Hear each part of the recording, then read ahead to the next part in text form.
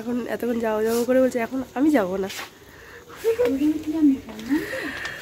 তো আমরা যাচ্ছি হচ্ছে দক্ষিণেশ্বরে, দিদি আমি, ঠিক আছে, টাটা। তো কেমন আড়ে আড়ে তোমাকে দেখে দেখে বলছো। তো দেখতে থাকো, আশা করি আজকের ব্লগটা দেখতে খুব ভালো লাগবে। তো চলো পরে আবার কথা হচ্ছে। তো এখন বাজে 7টা মতো, 7টা বাজে তো, হ্যাঁ 7টার মতো বাজে। তো এখন আমরা যাচ্ছি, বাইরে হেভি কুয়াশা পড়ছে। ও তো স্নান টান করেই যাচ্ছে, কিন্তু আমি আবার গিয়ে স্নান করব, গঙ্গা পুজো করব। আজকে ব্লগটা তোমরা দেখতে থাকো। ফার্স্ট টাইম মনে হয় আমি আর দিদি এরকম যাচ্ছি দক্ষিণেশ্বরে, মা যায়নি, যাচ্ছে না। গেছি দক্ষিণেশ্বর যাবো কি দক্ষিণেশ্বরে ফার্স্ট মানে তোর সাথে একা মানে হ্যাঁ একা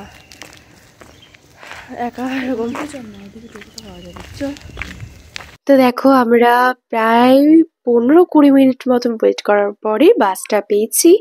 আর আমাদের মানে টোটো করে বাস স্ট্যান্ডের ওখানে আসতে হয়, ওখান থেকে টানা দক্ষিণেশ্বরের বাস কিন্তু আমরা পেয়ে গেছি।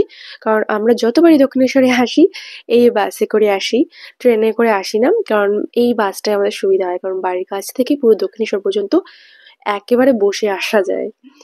তো দেখো চলে এসেছি, বাস থেকে নেমেও পড়েছি, এবার যাব মন্দিরের দিকে।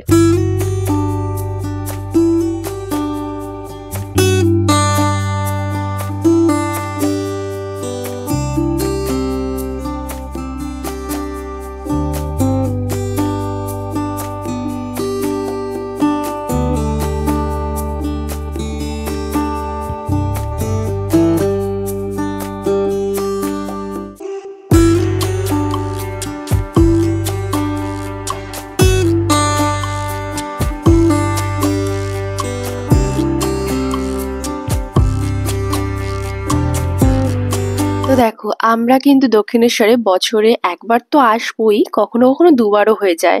আর এবছর তো মনে হয় তিনবার আমি চলে এসেছি দক্ষিণেশ্বরে, বছরের শুরুতে, মাঝে আর শেষে। তো চলো এবার যাওয়া যাক। কি এবার চাদর টাদর গুলো খোল, এবার তো স্নান করতে নাকি স্নান করতে যাচ্ছি চাদর মুড়ি দিয়ে, নাকি এগুলো পরেই ডুবে যাবি, খুলতেও তো হবে নাকি, কি কষ্ট। খোল হাওয়া দিচ্ছে।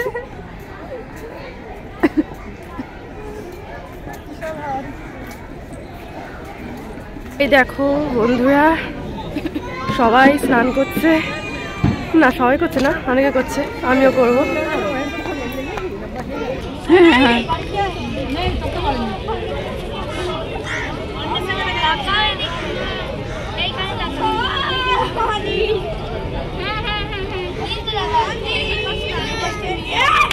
আমি আগেও এই গঙ্গাতে অনেকবারই স্নান করেছি, আর এবারও আমার ইচ্ছে ছিল স্নান করে তারপরে গঙ্গা পুজো করব। তাই সেই মতন কিন্তু আমি চলে এসেছি স্নান করতে।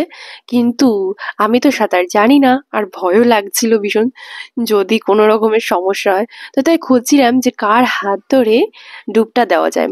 তো তারপরে দেখো এই বোনটাকে পেয়ে গেলাম। এই বোনটা কিন্তু আমার থেকে অনেক ছোট, আর ও সাঁতার জানে না, ওই পাড়ে বসেই আর কি স্নান করছিল। তো আমি তো বেশিক্ষণ সময় ওখানে থাকবো না, কারণ এমনিতেই ঠান্ডা। তো আমি 3টে ডুব দেবো জাস্ট। তো সেজন্য আর কি ওই বোন আমাকে ভালো করে ধরেছিল হাতটা, তাই আমি ওকে ভরসা করে 3টে ডুব দিয়েছি। আর ভীষণ ঠান্ডা জল ছিল।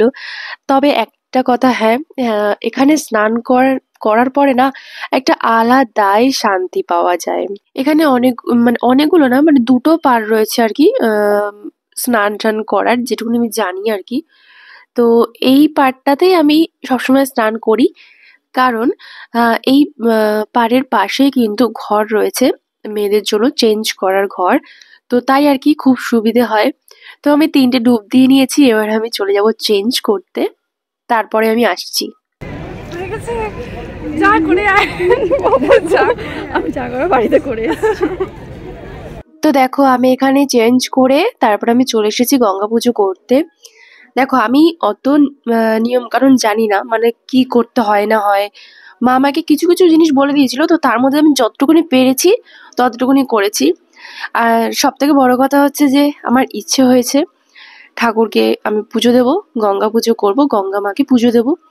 তাই আমি যতটা পেরেছি মন থেকে সেটুকুনি করার চেষ্টা করেছি। তো সেটাই আমার মানে খুবই ভালো লেগেছে। আর এই ফার্স্ট টাইম আমি এরকম গঙ্গা পুজো করলাম। তো এক একজনের এক এক রকমের নিয়ম থাকে গঙ্গা পুজো করার। তো মা আমাকে অনেক নিয়মই বলে দিয়েছিল, কিন্তু আমি মাকে বলেছিলাম আমি এত কিছু মানে করে উঠতে পারবো না। তো মা আমাকে তখন একটা কথাই বলেছিল যে তুই যেটুকুনি পারবি মন থেকে করবি, সেটাই ঠাকুর নেবে। তো সেটাই আমি মানে করেছি, মন থেকে করেছি। তো ঠাকুর আমার পুজোটা অবশ্যই হয়তো নেবে।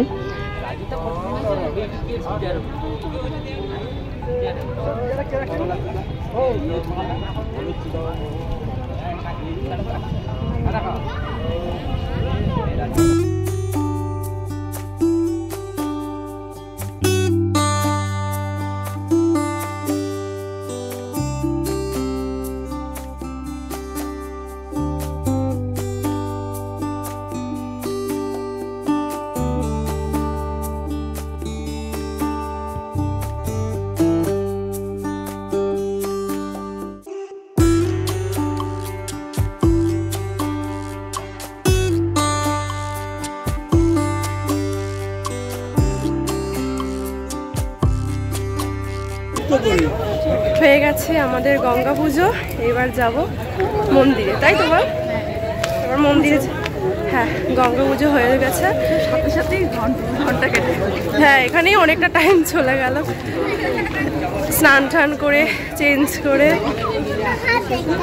কি হ্যাঁ দিদি কেন হ্যাঁ ওনাদের কাছ থেকে দেশলাই নিয়েছিলাম, তাই দিয়ে দিয়েছি। তো ভালো করে মা তো আসেনি, তাই আমরা দুজনেই যেরকম পারলাম ঠাকুরকে মন থেকে পুজো দিয়ে দিলাম। গঙ্গা পুজো, হ্যাঁ এখন ডালা নেব, ডালা নিয়ে তারপরে ফোন ব্যাগ সব জমা দিয়ে দেবো, তারপরে বেরিয়ে আবার তোমাদের সঙ্গে দেখা হবে। তো দেখো এখানে প্রচুর দোকান রয়েছে, তোমরা সবাই জানো। তো কোথা থেকে নেবো বুঝে উঠতে পারি না, সবাই শুধু ডাকে। তো এই দোকানটা থেকে আর কি ডালা নিয়ে নিলাম আমরা। তো এখানে আমরা দুটো বাটা নিয়ে নিয়েছি, এনে তোরটা নে। আর এখানে মন্দির। বন্ধুরা দেখো আমাদের পুজো দেওয়া হয়ে গেছে, আর তারপরে আমরা ফোনটাও নিয়ে নিয়েছি। তো এখন একটা প্লাস্টিক নেবো, আর জুতো টুতো সব ওখানে মানে জুতোটা আর ব্যাগ ট্যাগগুলো সব ওই যেখান থেকে আমরা বাটা নিয়েছি সেখানেই জমা দিয়েছি। তো ওখান থেকে নেব, তারপরে কিছু খাওয়া দাওয়া করবো, খিদে হয়ে গেছে। এখন কটা বাজে রে? এখন বাজে 11:30। ঠিক আছে। তো দেখো যত বেলা পড়ছে তত কিন্তু ভিড় বেড়ে যাচ্ছে। আর মন্দিরের ভেতরে তো জানোই ফোন অ্যালাউ নয়, কিন্তু ওখানে প্রচুর ভিড় ছিল। তো সবকিছু মিটিয়ে এখন আমরা চলে এসেছি একটু খাওয়া দাওয়া করতে। আর এখান থেকে নিয়ে নিয়েছি পুরি, আর তার সাথে কিন্তু একটা তরকারি নিয়ে নিয়েছি, যেটার টেস্টটা কিন্তু দারুণ ছিল। যেহেতু আমি এটা ভয়েস ওভারটা পরে দিচ্ছি, তাই তোমাদেরকে আমি এখন বলতে পারছি আর কি। তো দেখো তারপর এখান থেকে বেরিয়ে এই দোকানটা পেলাম। তো এখান থেকে দুষ্টু মিষ্টুদের জন্য এই জিনিস দুটো নিয়েছি, যেটা ওরা খুব মজা পাবে। তো দেখো তারপরে আমরা একটু চায়ের দোকান খুঁজছিলাম, কারণ খেয়েছি পুরি ঠিকই, কিন্তু একটু চা চা করছিল মনটা। তো এখান থেকে চাটা পেয়েও গেলাম, কিন্তু এখানকার মানে আমরা চাটা খেলাম ঠিক ভালো লাগলো না। যাই হোক চাটা খেয়ে চলে গেলাম বাস স্ট্যান্ডে। তো বন্ধুরা আমরা চলে এসেছি বাস স্ট্যান্ডে, আর এখানে আমরা ওয়েট করছি। বাসের কোনো দেখাই নেই, কিছু হয়তো সমস্যা চলছে বাসে, জানি না। যখন আসলাম তখনও দেখলাম যে বাস নেই, এখানটা ভিড় ছিল। আমাদের বাসটা আসলো, তারপরে উঠলো। আগে যেরকম বাস পরপর সব দাঁড়িয়ে থাকতো, কিন্তু এখন সেই ব্যাপারটা নেই, কিছু হয়তো সমস্যা চলছে। যাই হোক এখনও বাস আসেনি, বাস আসবে, তারপরে ওখান থেকে লোকজন নামবে, তারপরে আবার কিছুক্ষণ রেস্ট নেবে, তারপরে দিয়ে ছাড়বে। মানে 1 ঘন্টা এখানে আমাদেরকে ওয়েট করতে হবে। তো যাই হোক আজকের ব্লগটা আমি এখানে এন্ড করে দিচ্ছি, ঠিক আছে? তো তোমাদের আজকে এই ভিডিওটা দেখতে কেমন লাগলো সেটা কমেন্ট করে আমাকে জানিও। তো চলো দেখাবেন আমাদের সাথে নেক্সট ভিডিওতে, ততক্ষণ জন্য টাটা। এদিকে টাটা করে দে।